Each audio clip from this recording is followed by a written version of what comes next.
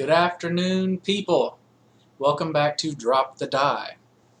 Today, I decided to tackle a little bit harder subject when it comes to people who play RPGs and who play video games. I play both. I love both. I've always been a game nerd, regardless of where it is.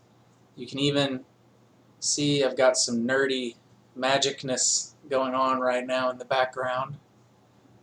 My boss enabled me with that. Don't worry about it. But today I wanted to explain to some newer people and even some veteran people that there is a huge difference between playing a video game and playing a tabletop RPG. The number one difference that you have to remember, and it's mandatory, is you are not playing alone. Okay? You are going to have other people in your party, and even if you don't, you're going to have a DM. All of these people need moments to shine.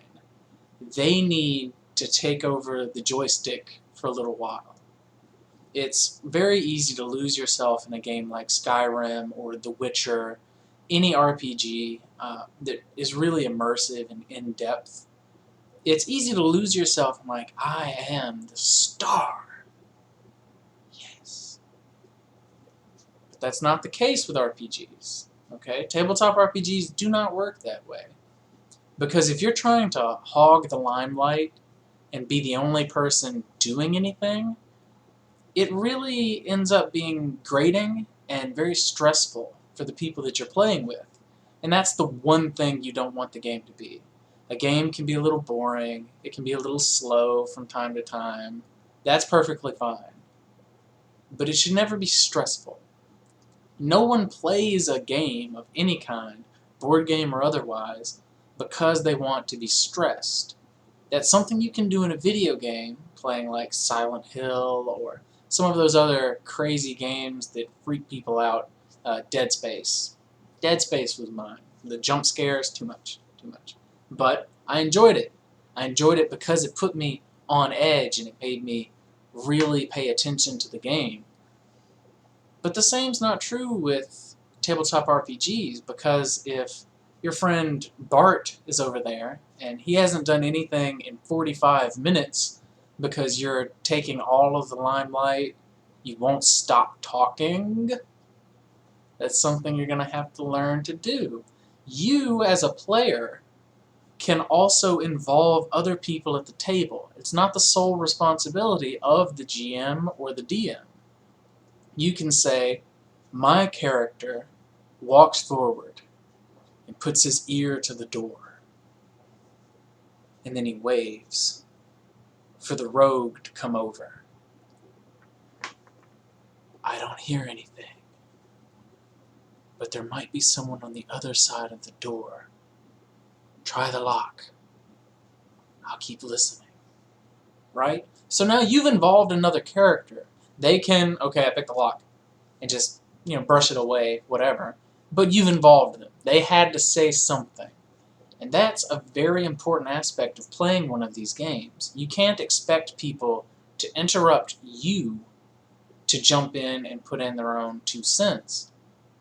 So learning when to pause is something you're going to have to learn through experience. My character does this thing if no one else talks, and then this thing, and then this thing. And then the next person to jump in, you let them do the same for you. They say what their character wants to do, they pause, you think, I'm good. You wait until you can jump back in and add something to the dynamic of the story. The dynamic of the story is also pretty important. You have to learn to live with your failures. Okay? There's no reset button on a tabletop RPG for a reason. Now, that doesn't mean that you have to be coy, shy, afraid. You don't need to be locked into paralysis. I stand back and watch. I don't do anything. I run away. No, I would never go in there. You might never go in there, but what about your character? I'm not a 6'4" plate mail wearing Goliath with, a warhammer. I have no idea. But when I put myself in his shoes, I wouldn't be afraid of a shadow that crept across the wall. I would go in, what the fuck was that? Smash in the door, see what's in there. Because I wouldn't be afraid the way that I would be.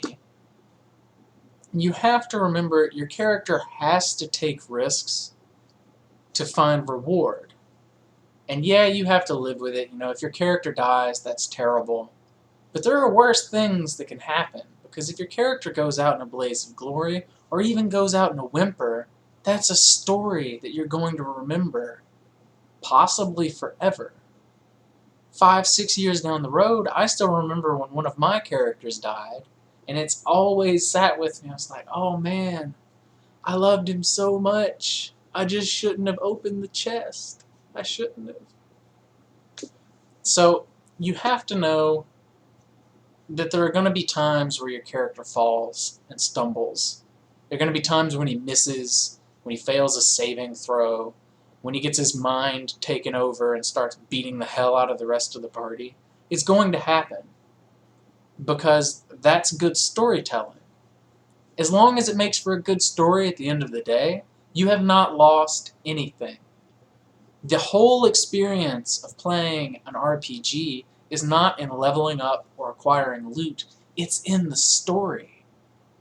Think about all the times you're playing something like Diablo 3, Diablo 2 was a lot better about it, but Diablo 3 is the main one that I can think of. Any of the third-person games like League of Legends and things like that, they have a story. It's true. But at the end of the day, you're kind of grinding for things. Even World of Warcraft, I've seen some of my friends play for 45 hours and never do anything involving a story. Just, okay, I go kill this thing, I come back. I go kill this thing, I come back. I go kill that thing, I come back. That's not a tabletop RPG. If you're into grinding like that, play a board game.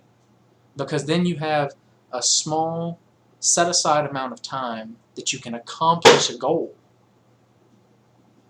in, right? So your friends can come by, you can play a game of Magic, for instance, and then your deck resembles how much time you've put into it. But for a tabletop RPG, the time you put into it is reflected by the story itself, not the amount of damage you do, not how good your rolls are or how clean your character sheet looks. It's about the story.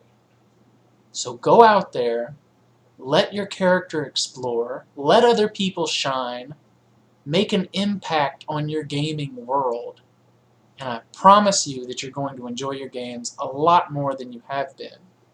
You're not playing a video game. You're playing a tabletop RPG. And that means that you're sitting at a table with 2 to 7 other people, and you're telling this very intricate, involving story where sometimes you have to roll dice to figure out what happens. That element of surprise is not something that you should be afraid of. It's something to add some flavor to your story. If you always picked the lock, or you always found the trap, you always jumped the gap easily, the story would get pretty boring pretty fast.